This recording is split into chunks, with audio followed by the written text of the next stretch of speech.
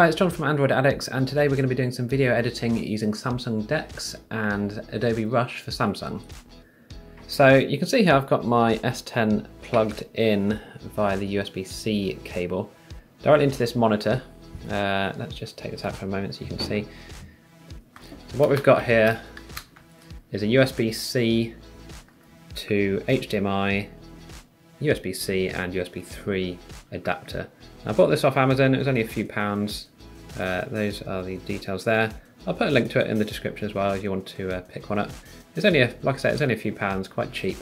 And basically what you can do, plug that end into your phone, and then here we can plug directly into a monitor, and like so. We can plug in a USB hub, which I've got here. So here I've got my keyboard and mouse attached. Put it in the right way up.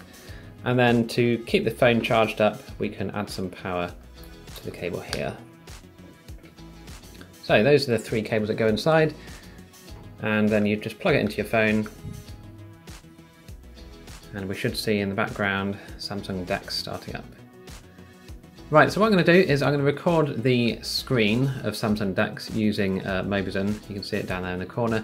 And I'm just going to go through editing and hopefully publishing a video to YouTube all from my Galaxy S10 here.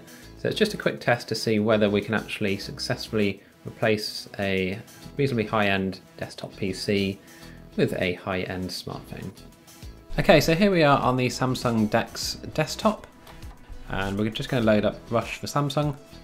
Okay, so once you've loaded Premiere Rush, you'll be presented with your current projects.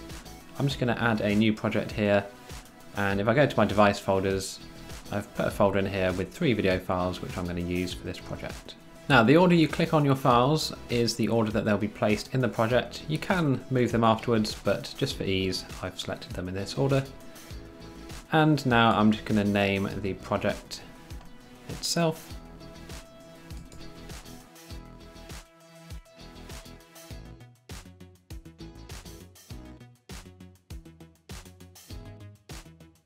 And once you're happy with that, just go down and click on the Create button. Okay, so all the media is imported into the workspace here, and you can see, you can play and preview the files. If you click on the plus or minus on the keyboard, you can zoom in to the timeline, because it's a lot easier to actually zoom in, especially when you've got short files such as this intro here. I'm just clicking on the Project Assets button here just to make sure it's only those 3 files available.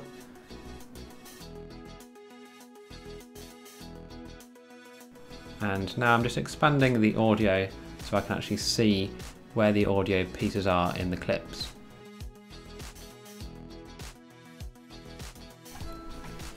Obviously not the whole video is shot in one piece. I sometimes have to start over or say things again if I haven't said things properly, or if I just forget what I'm saying and I say something stupid. So it's quite handy to be able to see the audio so you know when you've had a break or when there's been a pause, and that'll give you an area to sort of zoom in on and just double check what's happening. I had quite a few queries and Hi, it's John from Android Addicts with another quick video. Okay, so what I'm doing here is just finding the actual correct intro to use. I had quite a few queries. Okay, so now that I know that is the correct audio to use, I'm going to just click on the split button here. As you can see, a little pop-up has helpfully popped up there, although it's actually not that helpful when it keeps popping up.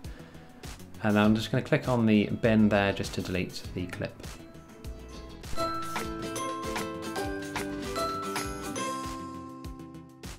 Hi, it's John from Android Addicts with another quick video showing you how to set up the Panda Gamepad Pro app for Android. So I'm just listening through confirming that is correct. Okay, so I'm just zooming into the clip slightly just so I can find the sort of dead air in the clip where I pause between sentences. I'm just going to clip that out just to try and make the video a bit snappier.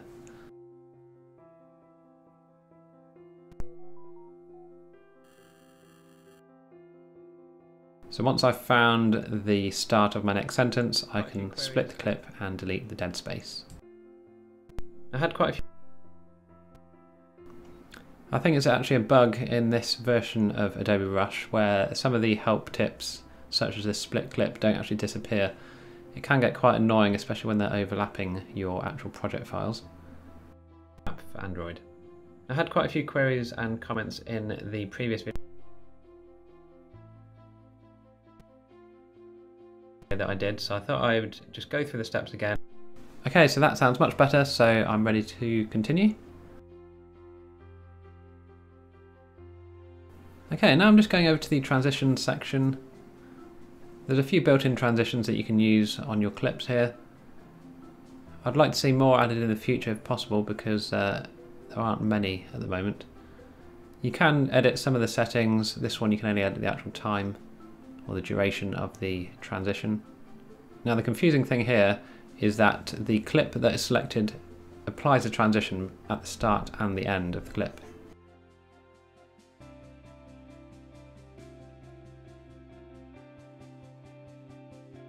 So you can see I've tried to add it to the end, but it is also going to the start.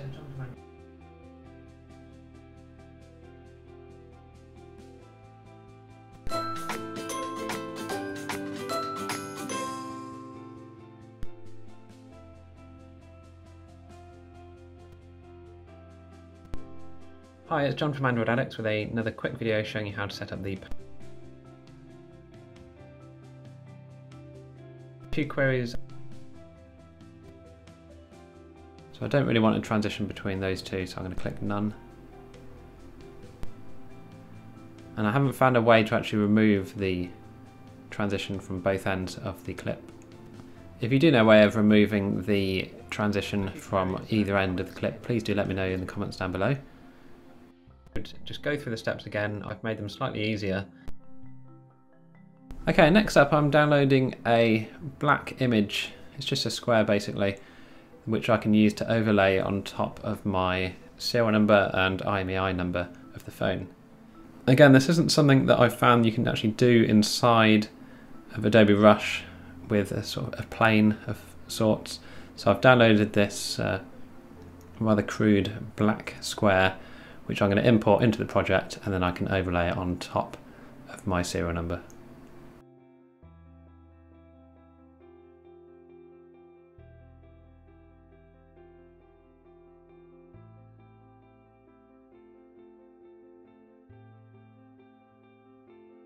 So I'm adding it in, and it actually gets added in to the position of the timeline, which is here, which is rather annoying. It took me a while to work out how to actually move it. You actually click and hold for a second or so, and then it will let you drag it around on the timeline. So you can see here I've put it onto a new layer. This means it will be on top of my existing video clip. You can edit the timings of the new media here. Obviously it's just a black square, so you won't actually see anything apart from the duration of that square in the timeline. You do have to click the tick button there. If you don't, it will not save the settings. You can't just press return. It hasn't got that keyboard shortcut applied. So I'm now finding the area in the video where my serial number is shown. Just zoomed out to make it slightly easier to see. Now I've actually had to put a white square on top of this. I'm editing this in HitFilm Express because obviously during the time I'm editing this in Adobe Rush you can see the serial number, and I don't really want that to get out in the wild. So the white square you see on the screen isn't actually there in Adobe Rush, it's just here on top on the video that I'm making currently showing you how to use Adobe Rush. So here I'm just resizing the new asset that I've inserted, and there's another little bug here that when you resize an object, click and hold and drag, and after a second or so it just completely deselects the object for some reason. Can't quite understand why. Again, it's something that can be fixed in a future update.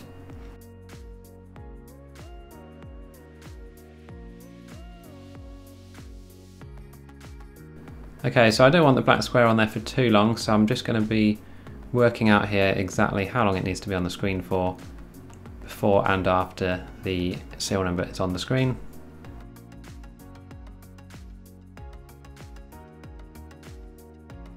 Once I've worked out in a roundabout time, I can configure the time settings.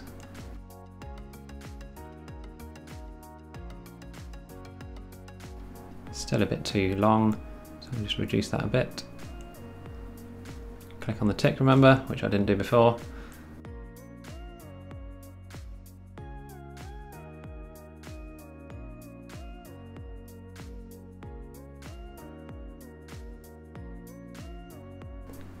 And here I'm just trying to make sure that you can't see the serial number slide on and off the screen. So I'm just going to expand the square slightly.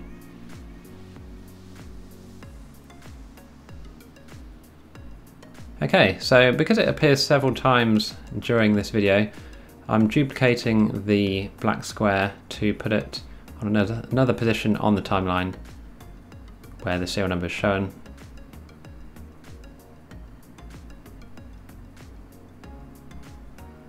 Okay, so I found it here, as you can see from the white square.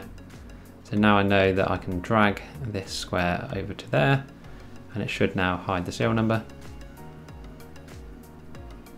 It's not quite long enough, so I need to edit the length of this one, make it a bit longer.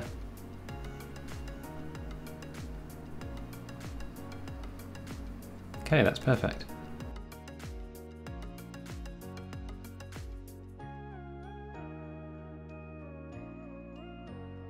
Don't forget to click on the tick here, which I keep forgetting to do. It's not that intuitive, but obviously once you get used to it, it's okay. So I'm just going to speed up a bit through some of the other clipping that I've done here.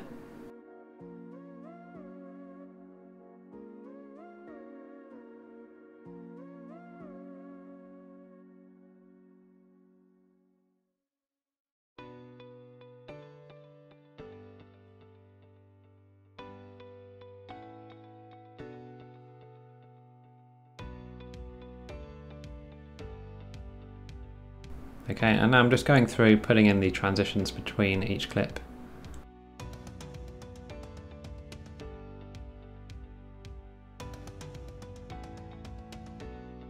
Right, so now I'm happy with the video. I'm just going to go to my favourite website, bensound.com, and download some audio to put for the background music.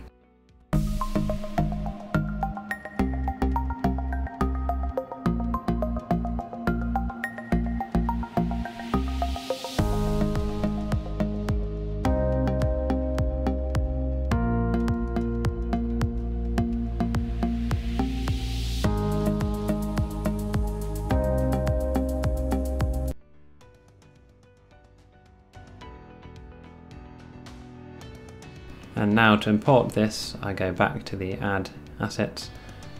It's not actually in device folders, which I thought initially. It's in under audio, and then go to songs, and my latest song is at the top here, so I'm going to just add that in. That gets added in as a new audio track. So now I can arrange that in the timeline as I see fit.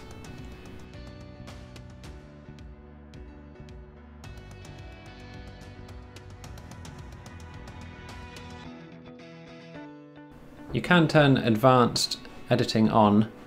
I'd probably recommend sticking with basic unless you really need to do some clever stuff with the audio. Video showing you how to set up the Panda Gamepad Pro app. As you can hear, the music is much too loud at the moment.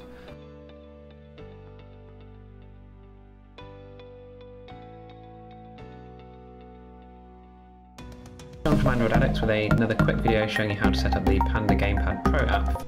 It's still a bit too loud, my voice is being drowned out, so I'm going to have to reduce the music volume here. And there we go, we've just had a crash of the application.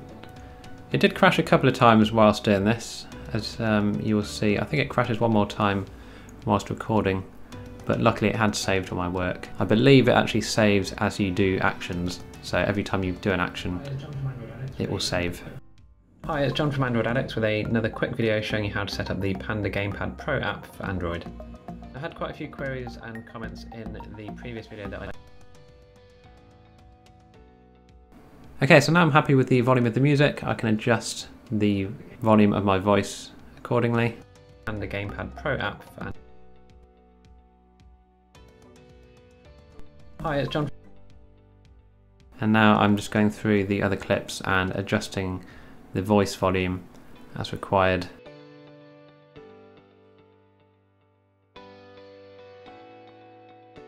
Just duplicating the music so it can be repeated throughout the video.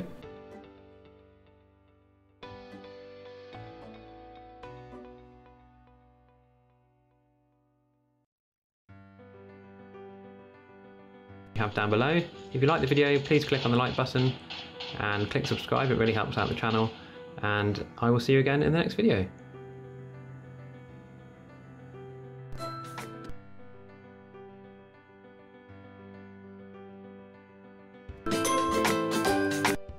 Okay, just a few more duplicates of this song.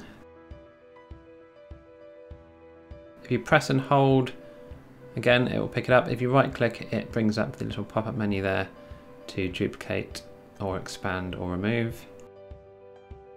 Okay, I'm going to duplicate this one more time and you'll see that obviously it's a bit too long for the rest of the video. So what you can do is just grab the handle on the right hand side and just let it snap to the end of the last clip.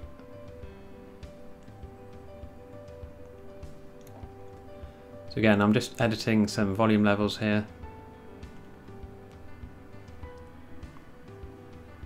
And I'm running through the whole video, just double checking everything's okay. I did skip past the overlay text there. Now that is just a simple title that you add and drag onto the location that you want it. And again, you can adjust the time as we saw previously. Right, so now I'm just putting a little title in the outro. It's a simple subscribe and like piece here. There's quite a few different presets you can choose from actually. You can't really edit the colours that I could find, which is slightly annoying, so I've got this rather garish pink colour here. But it does at least give you a bit of customization for your videos, which is nice. Hope you found. Okay, so now again I've just zoomed in just to try and cut out some of the dead sound at the end of the video, just to make it a bit more snappy.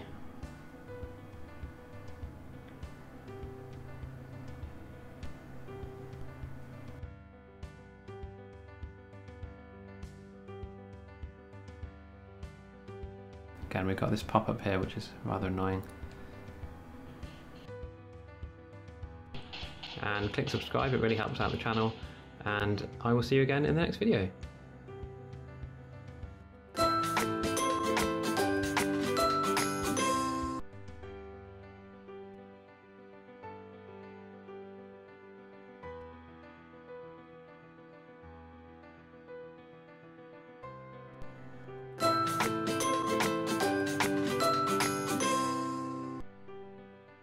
Right, now I'm just going to add a bit of an intro title to the video. Now, I don't normally do this, but I thought as I'm using Adobe Rush to make this video in Samsung DeX, I'll just put a little title here just to notify people that that's what it was made with. So as you can see, there's quite a few different ones to choose from. What I hadn't realised at the point was that the titles are actually animated. So you'll see me trying to align the text up, wondering why they're all very strangely aligned, but you'll find out shortly that they do all do animations and different things, which is why they may look strange to start with. Right, this is the one I chose. Again, if I could have changed the colour of this one to green, it would have suited the branding of Android Addicts a bit better, but the blue colour will do fine for the time being. Hi, it's John from Android Addicts with a... Okay, this is another title that I found in the library. It gives an animated sort of subscribe button for your videos, so you can actually edit the text for both the before and after, which is quite nice. And I will see you again in the next video.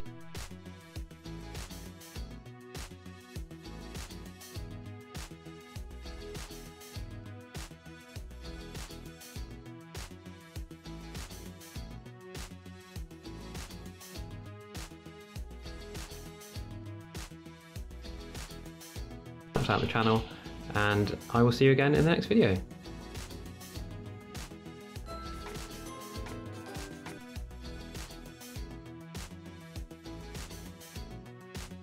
or questions you have down below. If you like the video, please click on the like button and click subscribe, it really helps out the channel, and I will see you again in the next video.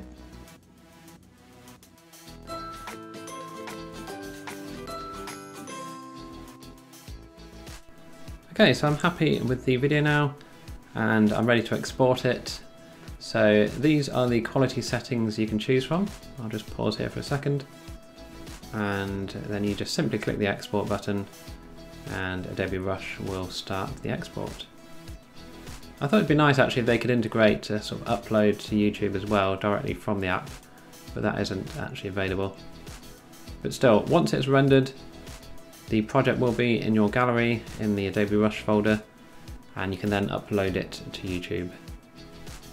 Now interestingly, the video only took about 20 minutes to encode on the S10 Plus, which is much faster than I was expecting. For 1080p video at 30 frames per second, I'm quite impressed, because I don't think my desktop PC could actually render that quickly. So the main question is, would I recommend Adobe Rush over a PC editor? Now I can see the pros and cons. It's mainly cons really, because it is more fiddly and more difficult to organise and arrange your content, although it is obviously handy to be able to do it on the go. There are a few things that I miss from a desktop editor, such as better keyboard shortcuts for example pressing the spacebar to play and pause your video clips. Whereas here you do have to click on every button, which is a bit of a shame. But hopefully in the future they'll add some better updates and improvements to the app, and they'll make it even more fully featured. So I hope you managed to get through that video. It's a bit of a long one, but that is the start to finish of a video that I edited for the channel in Adobe Rush using Samsung DeX only. Not Samsung DeX for PC, literally the whole thing was running directly from my Galaxy S10, which is pretty impressive really when you think about it, how technology has come on over the years. So please leave any comments you have down below, please click the subscribe button and like the video if you enjoyed it, and I will see you again in the next one.